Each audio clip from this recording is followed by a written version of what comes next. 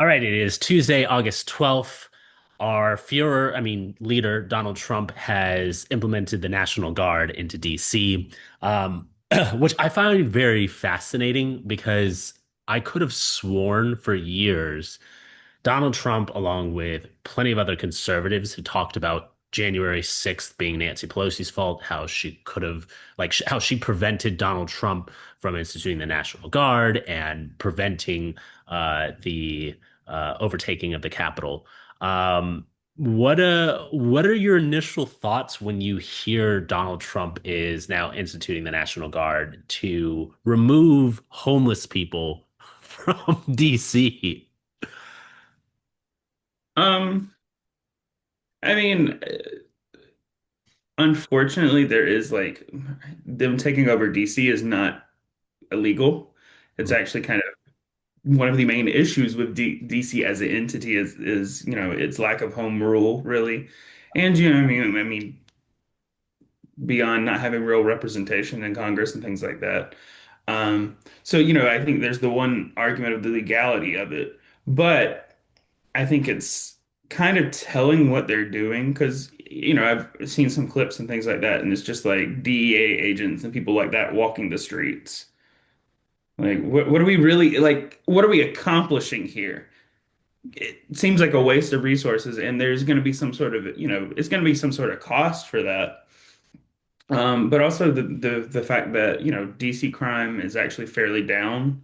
Yeah. A lot of statistics were showing kind of the complete, even Kash Patel, literally before Donald Trump, or, at the conference, was just basically saying like crime rates are down. And then he goes into DC is a hellhole, type conversation. And it's like completely different argument for mobilizing them. But, I think it's the one place that you can kind of show force and kind of experiment with what you want to do. Who realistically, I think it's bound for other cities, right? He already mentioned, I think it was Baltimore, and Oakland, um, which, let's be honest, we know what cities they're going to target, right? You think it's going to be any city with a Republican? No. It's gonna be the people where the because the Republicans can sit there and say, well, it was so crime infested, the crime was so bad, it was so awful, they had no other choice but to take over. Which is a little strange because if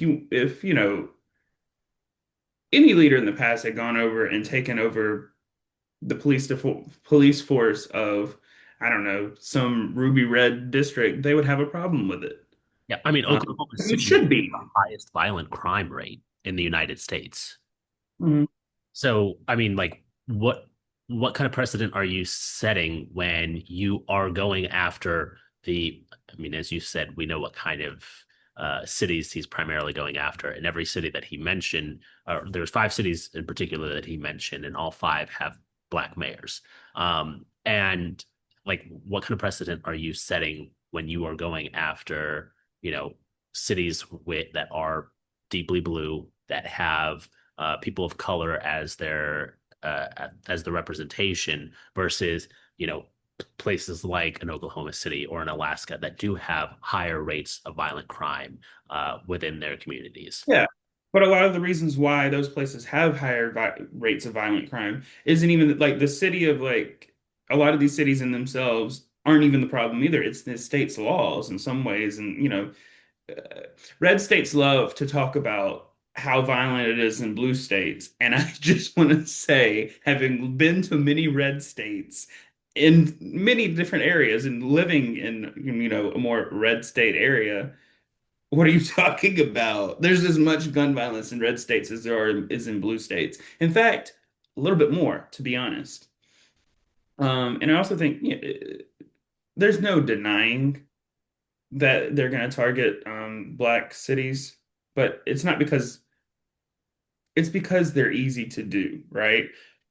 You'd get to do that to black cities, but like, what if, somebody in one of the suburbs, a more Republican-y pocket of, suburban America, the Justice Department or something said, we had to take it over for abuse or whatever the issue is, you would have a lot of people reacting in a way that says, what are the main goals here? What are we doing? How long?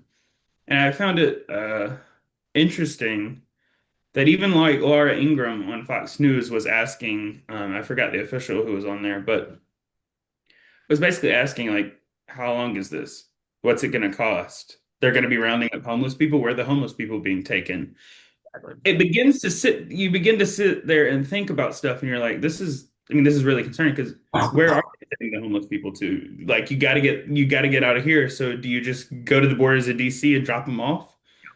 You take them to jails and some sort of facilities? Like, one, I think realistically, it's going to go just about as well as LA did. Yeah. And what I mean by that is most Americans kind of realized that what he was doing there was just really show and intimidation. And it wasn't really, it wasn't even accomplishing the goals that you say you're trying to accomplish. Right.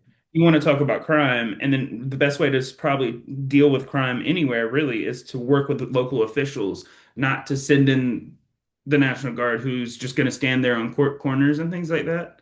Um, and the target American citizens, like, it's concerning where it goes, and that's just, the argument for LA versus DC. Then, once we start to see this and, spread out to all these different cities, um, it's kind of concerning because uh, will they take over all those police departments? Exactly. What's also concerning is this right here is from someone in the medical field, and a mass email got sent out to everybody like at the hospitals. And this is what it said. It says, please read notice to the Office of the Attorney General that there will be a surge of cases after midnight. They expect a surge of arrests and FD12s by local law enforcement and many federal partners to advance the federal agenda of addressing crime in the district. We anticipate a concentrated effort to clear out homeless tents, encampments, and parks.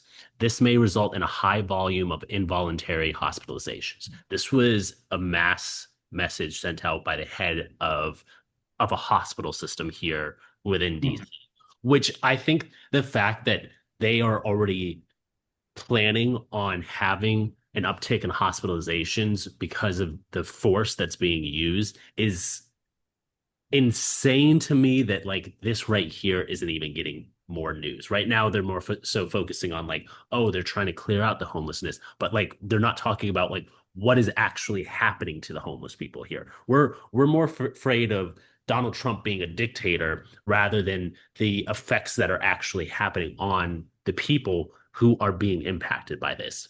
Mhm. I think that that's like I think that just goes to show like how torn we are as a society and like how I mean, I'm not saying that our priorities are skewed because I mean, truthfully, Donald Trump becoming a dictator and like having this authoritarian power is terrifying.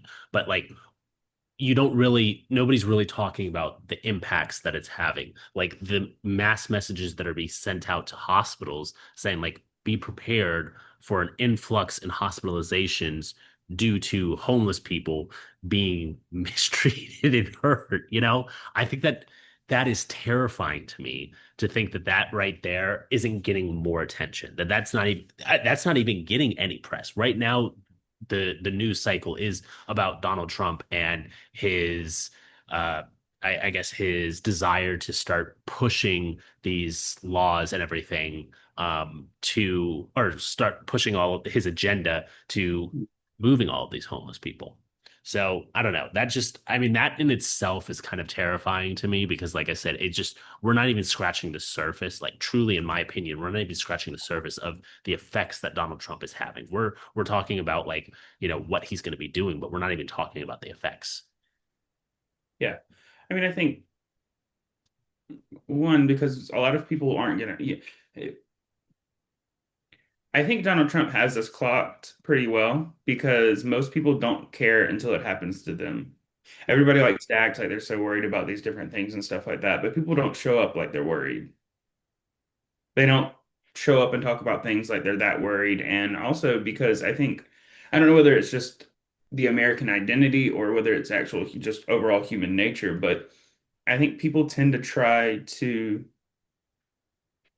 normalize things and bring things the temperature down for things. And even if the temperature is all, boiling, if you're in the pot and you're like, well, this isn't that bad. Um, Yeah. it's easier because in a lot of ways, I think there's a little bit of a Rachel Maddow who was talking, and she was basically saying that, nothing's really changed, but we do kind of live in a more authoritarian system. Yeah.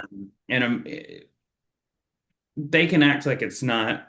People can argue and tell you, no, he's not, no, he's not. Yeah, it's definitely clear that he's trying to consolidate power and kind of make people fear him. I think the other thing is to not sit there and let that be everything, though, because he doesn't have those powers. You're not a dictator. Like that's the thing. I think when you begin to give in and give them power and say these things, and it's like that goes for any future president. I don't care and worry about what their opinions of democracy is or what their opinions of their powers are, right? Because I think if the institutions don't stay and they fall, that's one thing. But also still believing in those institutions and backing them up and saying, no, no, no, I'm still committed to kind of these broader democratic ideals. Um, that's just as powerful, I think, as like the dictators' desires. Because let's be honest, dictators don't last forever. Regimes collapse, and that's also another argument for against authoritarianism. Because at the end of the day, the dictator doesn't care about your personal issues because he'll just fudge the data. He'll make sure that you think everything's going great because that's the only way for the regime to keep going. But it doesn't matter what you're experiencing. And I think that's another thing that we need to, whether it's Democrats, whether it's third party, I don't really care at this point. Whoever needs to start making those arguments needs to start making them because we are headed towards that system of government. And it's like I'm not so trustworthy of any politician or any party to give them that power. Doesn't matter whether it's Donald Trump or anybody. Like what could come after, you know, because you keep expanding the powers of the executive now, somebody else is going to try to use it. Yeah. Um, and what that happens with that, we'll see. But and I think it kind of really does tie into things that he can get away with as well, whereas any other politician would be skewered for it. And I don't necessarily just mean the bad decisions and the cruelty and things like that. I mean overall with your the next topic, his ability to basically do whatever, whether it's traditional American values or not, and not get away with it completely because I mean basically I guess we're doing state capitalism now. So it seems. Yeah, I to before we kind of go touch into that other topic or yeah, or other topic, but I wanted to talk about what you just mentioned there, which is like the fact that we're fudging data right now. A big issue with the CPI data that was released today is not many people are trusting it because they're afraid that Donald Trump is going to act erratically and adjust or and do whatever he wants in order to make sure that things look according to plan. I mean, we saw this what happened when there was fake, not fake, but sorry, when there was adjusted job numbers, right? He got rid of the head of the Bureau of Labor Statistics. You are firing the messenger over a data that they were given. It's not like they went and created this themselves. And even Donald Trump's previous Bureau of Labor Statistics head had mentioned like what he did was unjustified and should not have happened. And yet, he that isn't even the main storyline anymore. That was, I mean, that right there, you're making up fake. If you're implementing somebody to make up numbers for you, that right there is concerning in itself. Sorry, go ahead. What were you gonna say? I mean, I was just gonna say with that, I mean, why wouldn't you? Right? Like, I mean, he makes the argument and he gives all the Republicans an out. Yeah. Well, she was just fudging the numbers. She was screwing him over. She's a Biden appointee. Okay, JD Vance and Marco Rubio, who both voted for her last year. Yeah. Okay. But the point is that they'll jump. He makes the message. Donald Trump says she's corrupt. She's corrupt. They go on their little tangent about Biden, say how it's so bad and all these different things. Now, you have some more moderate Republicans who kind of can see or even, normal, I guess, whatever we're calling normal Republicans these days, um, sitting there saying, like, maybe we shouldn't do that. But the thing is it doesn't matter. Like, the news, people, their arguments capitulate to whatever he says, especially if you're like in his followers and things like that. And I think that's what's so concerning in some ways is that they might not like him. They might not always agree with the way he conducts himself in certain ways. But on the things that really matter sometimes, like why he's doing things or what, he did this because the BLS person is corrupt and did this, right? So what did he do? He did something that was kind of probably a little questionable. And most people they don't understand the process of how that department works or the fact that, it's not like she's sitting there just writing some creative numbers over there. It's like this is backed by data. But they don't know that, so they just take whatever argument makes it easier for them, I think. Yeah. Um, but yeah. Yeah, it's all very concerning, all very insane. Um speaking of dictators choosing, what is and is not allowed. Donald Trump has granted approval for NVIDIA and AMD to no longer have to pay the tariffs or have restrictions with trade with China as long as they give Donald Trump 15% of his of the profit uh, that is sent for the exports that are sent to China, which I find very fascinating because I thought that we were opposed to additional taxes, but now all of a sudden, as long as the taxes are going to, I guess, Donald Trump, that's a good thing. I don't know. What are your thoughts on this whole trade deal with? I mean, I was going to say with China, but it's not even with China. It's with American And companies. NVIDIA. Well, I mean, they will do whatever they need to do to operate, and China is a big source of revenue for them. So, even 15% of their revenue to Donald Trump is worth it for them. Um, Is I this don't the hate new it. normal? I don't hate it. That's what the issue is I don't hate it, but the issue is that it's definitely not normal American capitalism, the way in which people and the thing is we've probably done things like this before, right? But the traditional arguments of the way in which we conduct business and like, oh, we shouldn't be funding corporations, we shouldn't be taking their profits, all these different things like that, right? And then Donald Trump goes, "Yeah, I want 15% of what you're doing in China, like the mob, basically." I was about to And say I've you know never what? seen that with an individual company though. Like I've heard of Yeah, it like with sectors, maybe like the oil sector or something like that, but like an individual company, I've never heard of that before. no, I mean, I'm basically what I'm saying is I'm sure there have been some times when we've done whether it's reported or not, that there's been some kickbacks or something like that, right? But I do think not the way that it's going directly to him. I don't think. I don't Yeah, think I it's was enough. about to say, I was like, I've never seen anything where But it's impacted Donald Trump or that the money's going to Donald Trump. no, and I think that's the thing. It's not just how, taking the money. It's the way in which he talks about the money and investments, from whether it's from Japan or the EU or anything like that. It's like I get to decide what we invest in. Yeah. It's like he's going to start investing in like not to bring back old jokes, but like, Trump steaks and things like that. It's like he's gonna just push for all of that. And, you know, who would be able to do that though? We Who literally would be have able to Donald. establish that and it be almost no conversation? Wall Street barely acknowledges it, what barely says anything. If it was any other president who was doing other things, they would sit there and they would criticize it to no end. And I say that because, Play. hmm? Pay to play.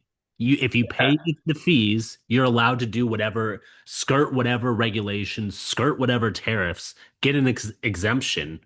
It's pay to play. That's all that it is. But I mean, I think in some ways people look at the corporations in the bad light, and it's like honestly, they're just a business. That's what they're gonna do. Whatever they can do to make a profit, and keep making those profits and the goals that they have, and whether it's in the markets in China, here, wherever, they're gonna capitulate in some ways. And like, I mean, you know, I didn't think Amazon was going to be the defender of, the working class or anything like that, or, any of these companies were going to actually do the right thing. But, you know, just coming from how I see things politically, I don't think that's such a bad idea. I mean, if it wasn't in his hands and if it was something that we were like voting on and, we had dedicated, if it was this 15% revenue from AMD and NVIDIA will go into investing in chip making jobs in, America somewhere, or we'll invest that money into advancing and investing in AI in certain ways, right? Like I think there's benefits that we could use it for. Um, if we want to actually resolve certain things that we need to invest in, if we have some other revenue source of revenue for that money, sure. But I think, just I just know that no one else would have been able. Just there's no way that they would have argued that this was okay or that this was feasibly sound, or they would probably been deriding it as like communism, which I mean, there's like it's a private company but getting a cut, but still, it's definitely not like it's not traditional free market that they like to talk about in some ways. Now, there's always elements of that we've never really true like I think I think the issue is that there's always been probably some level of pay to play, right? And it's not to say that it's not always money cutbacks to the president or party figures or whatever. But what I mean is like there has to be some investment sometimes from companies for, a settlement to be covered or for them to get back into good graces with their legal standing. I mean, we find people and things like that before, but But okay, yeah, then my question is, does this just show that Donald Trump is an idiot? Because like he's doing it in plain sight for everyone to see rather than being calculative or like being strategic with it. Like I get what you're saying in terms of there are companies that have done similar things, but we've never seen it for one go directly to Donald Trump like we saw with yeah. our plane that was worth $400 million that once it's done, it's going to be donated to Donald Trump's personal library that he's going to have.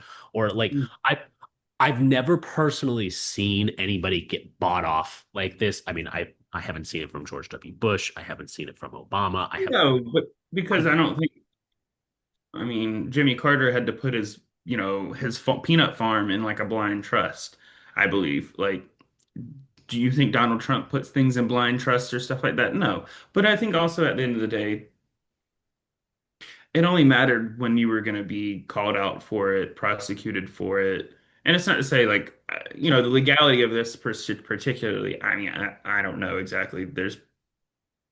It always depends on if there's a court case or something brought or if, you know, when you put a bunch of your personal lawyers and things like that in positions for the DOJ and things like that, it ends up being pretty good for you. You can kind of get off with whatever. It's like, yeah. hey, I don't really want to go down for this crime. Okay, we just won't prosecute you. Gotcha. Um, I mean, the fact that I mean everything that's been happening with the Epstein files, I think goes to show like everyone it does whatever Donald Trump says. Like now that Donald Trump says that the whole Epstein thing the whole Epstein files thing was a hoax. Now every JD Vance, Pete Hegseth, Kash Patel, Pam Bondi, all but what do they have though? That's the thing. Their careers are tied to Donald Trump. So I mean, it's self-preservation at that point. I It's agree. I'm I gonna make whatever argument I need to make, and also like I know everybody kind of does that in politics, let's be honest. Like Yeah. not what I'm saying, not to the same levels as like the Trump, arguments and things like that. I mean, but But at this, the end of this the right day, here is we're discussing the potential of like child exploitation here. I've never heard of anybody like I've heard of people like I've heard of self-preservation in terms of like, tax evasion or like other crimes like that. But when you're talking about like sexual assault of children, I mean, we're not even that's not even the same conversation in my books. well, I mean, let's be honest, there's probably not just Donald Trump on this list, and there's probably a bunch of figures. So clearly, relations with children and associates with some questionable history, not the biggest concern for some people. They'll just be like, "Oh, that sucks." But what am I getting from it? What can I do for that? But I mean, I think the thing is as long as there's a level of doubt, you can get away with it. And I think that's the thing. Like, it's no different. People feel convinced that they know Donald Trump. He wouldn't do that, right? Okay, you don't know Donald. You literally have never had a relationship with him. And like, I think also what we need to start doing is pulling apart people who have a vested stake in the success of, you know, the administration and things like that, and actual voters. Voters don't care about, you know, they're not going to make the same arguments as these influencers and all these figures are, because they want in still. Yeah. Like they still want to have these conversations with him and they feel like they can trust him. So, Do you think they they kind didn't trust him or they're just playing along? I don't of feel like Trump is like that trustworthy a person. I think the people around him know that he's not trustworthy, but they also understand the game and they understand like they have to they have to bend the knee when they are around him. I was actually talking to one of my coworkers the other day about this. She said that she hates Donald Trump as a person, but she loves Donald Trump as a politician. And I was like, okay, for one, I don't even think he can differentiate between the two because at this point, I mean, especially after what's happened with the AMD Nvidia thing, like now, I mean, now the Donald Trump the person is literally benefiting from Donald Trump the politician. So there's that line that you have to have is like a person versus the politics with Donald Trump is now completely blurred. Like but that's there never is. And that, I mean, that's the thing too. Like, I agree with that. I agree with that. I'm just yeah, saying like, no, no, people no. people have been able People to argue that. yeah, But like it's like Donald Trump coming down the golden escalator or whatever and saying like I'm not like these other politicians, right? I just happen to be running for office. I agree with him on that. I don't think he is like other No, politics. no, no. I don't think he's like other politicians for sure. But my point is that when you go on and you say I'm not a politician, I'm a businessman, I'm going to run the country like a business. You're in politics now. You're a politician. You don't get to just not be what you're actively doing. Like if you're running for political office, you are a politician and you are no longer I agree. that business person, whatever the different title you had on. And I think it's so ridiculous when people make that argument. They're like, I'm an outsider. Okay, but you will eventually become an insider if you win, right? So Right. like, and it's not to say like that should be the goals in some ways, if you're trying to be actually change the system and things like that. But you too can be corrupted. That's the issue. I think, and that's also something that I think Donald Trump very well understands is that you get more power and you get more power and you see the things that you can do with it. You also have to take into consideration a lot of these people, they want some sort of like grand success like that, Yeah. right? They want to be a DOJ official. They want to be some secretary in the cabinet. They want to be a senator or something like that. So they have some vested interest in like propping up, and especially if you don't have your own personal brand, right? A lot of MAGA Republicans are like, you could copy and paste a Trump speech and try to like take some little bits from it, and then you create your own little argument. Like some politicians, they go their own way, they're able to do their own thing. A lot of people are just following, the wind, whatever trends on social media, all these different things. And it's like when that's your whole argument and your whole shtick. And in some ways, Donald Trump's entire argument with the Republican Party, right? You would be nothing without me. And he might be right because if Yeah, we're being honest, most people in the country tend to be a little bit more center left, even if they vote for Donald Trump, because Donald Trump, I mean, historically was, to be honest, a Democrat for the most. Like that's what I'd find also remarkable is like yeah. during the time when he would have been hanging out with Epstein and things like that, he would have been a Democrat. So just But saying, no, it's I mean, and that's the thing, like, I want to kind of touch back on what you were talking about, how he, claims to be like an outsider and everything. I mean, he was donating heavily into Hillary Clinton's campaigns, like with everything that or the Clinton campaigns just in general. And like, you kind of saw that he was somebody that was involved with politics and he kind of understood the game. He knew that he was at one point that person that was buying politicians so that he could get whatever he wanted. And now I think that's why, like, going into it, he knew exactly like what he could get when it came to a lot of the things that a lot of things that he's been accepting, and he knows exactly like how to maneuver so that he can get these things, which I think goes to show like maybe he isn't an idiot, or maybe he is an idiot, but he understands certain things, and so like there's certain things that he's just not I mean, they always say like even a broken clock is right twice a day, right?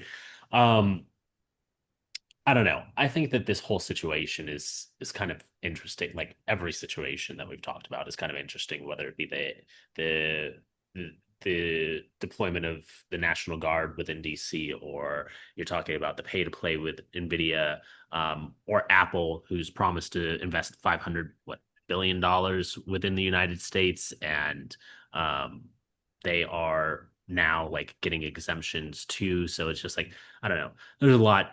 um, I appreciate the conversation for today, my friend Chase. This was fun.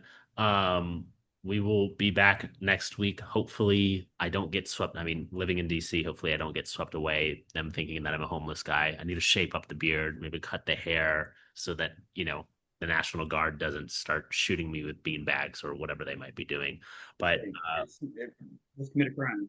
Just commit a crime and they'll be there. So yeah, supposedly. that, Um, that is true. But I appreciate your conversation, Chase, and I will talk to you next week. Thanks.